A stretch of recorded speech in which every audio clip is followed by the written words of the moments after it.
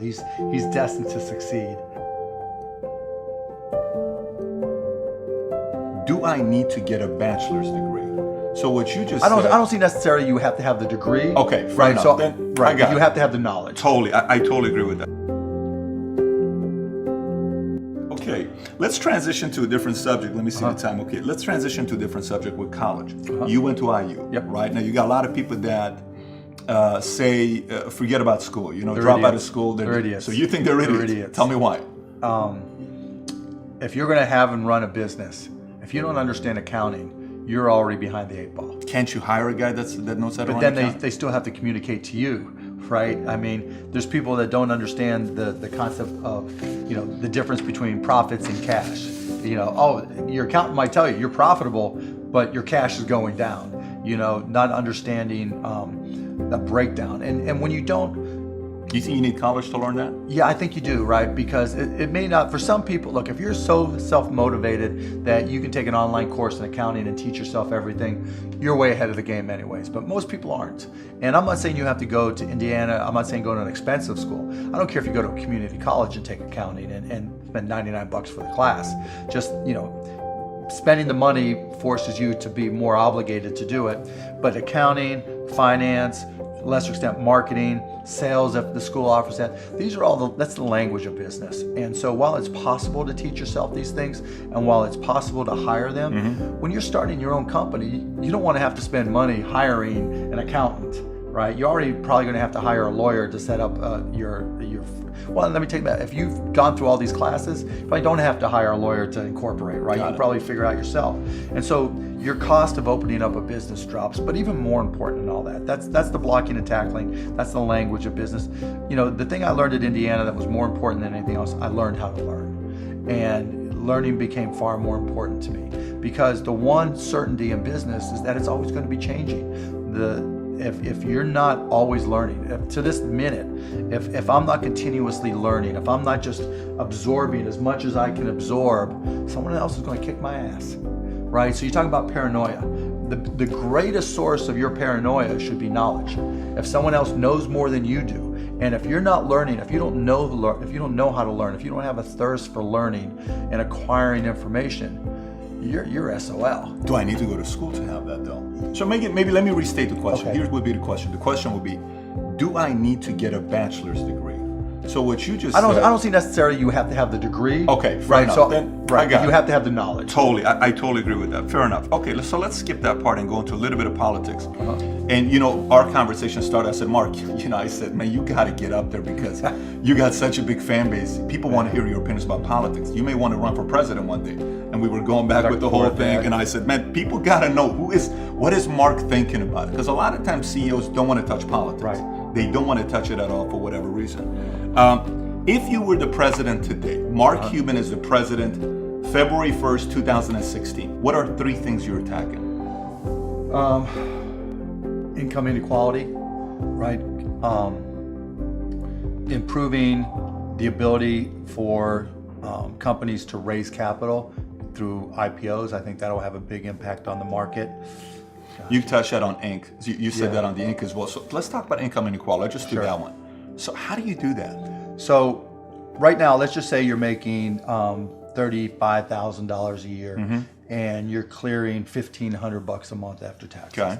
And you live like a student. I don't care if you're 30, 40, 50, whatever. Sure. You're living like a student and you're able to save $500 a month. Okay. Or you're staying at home, you're living at home, right? With your 80-year-old parents, right? And you're 50 years old. There's a lot of that right now. Yeah, unfortunately. And so you're saving $6,000 a month, right? Well, right now with interest rates near zero, $6,000 a year. or $6,000 a year, Yeah, so you're saving $6,000 a year, $500 a month, which is amazing. That's what every Republican wants you to do. That's what every Democrat wants you to do. Try to control your own destiny. Now you put it in the bank, or do you put it in stocks? No one trusts the stock market. No one really knows what they're doing, right? No, you put it into a fund. But the problem is if you put it into a fund, because you're not making a lot of money, if the dishwasher breaks, right? You get penalized for taking that money out. So we're in a situation right now where if you put that money into the bank, which is really only the safe way, $6,000 a year, in a year you'll have $6,060. right? Sure. You're just not ever going to If that, right? And the point being is you're never going to improve your place in life, right? Where the 1% really, the reason income has become so unequal is I can hire anybody I want to help me pick the best investments. Now I do most of it myself, but I'm decent at it, right? So I can put my money in stocks, I can put and hedge against the risk, I can put my money in whatever, but I'm liquid, so I don't have to worry about the dishwasher breaking. Got it. If you have $6,000, how are you going to keep up, right? How are you going to improve your position in life? Even if you spent 20 years saving $6,000 a year, that's $120,000, but you've earned $1,500 in interest that whole time, right? And while $120,000 is good, you're not going to be able to live off of that when you hit 65 or 70 years old, right? Not at all. So part of the challenge is how do you allow people to accumulate capital? Okay. Without the risk of waking up one day and not being able to get the money out for their dishwasher or their car or paying for their kids' school, right? We're finding that the stock market is way down and they're basically wiped out. And so to me, that's the first thing to address. And so I think, one way is the Federal Reserve. I don't think you mess with the Federal Reserve, but I think you come up with savings certificates, savings bonds that literally pay a little bit more, that allow people to save for their future, because I think that helps people protect their future. That allows people to build more of an asset base, and that takes them, gives them a comfort level that they're going to be able to survive as they age and take care of their expenses. And maybe they can buy a house. You save up enough money, earn enough in interest or whatever it may be to buy a house. But you just, it's not so much pulling the top down as in bringing the bottom up. And then I would also increase the minimum wage. And the way there's a couple different ways to look at it. But in my mind, like this past December, we gave everybody here a raise to a minimum of $10 an hour.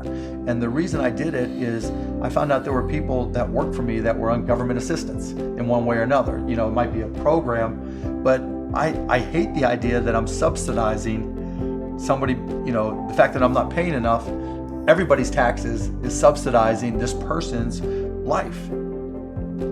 You think about that. And so you get a lot of business owners saying, oh, you can't raise the minimum wage. Well, all of us pay for the fact that you're not paying that person enough.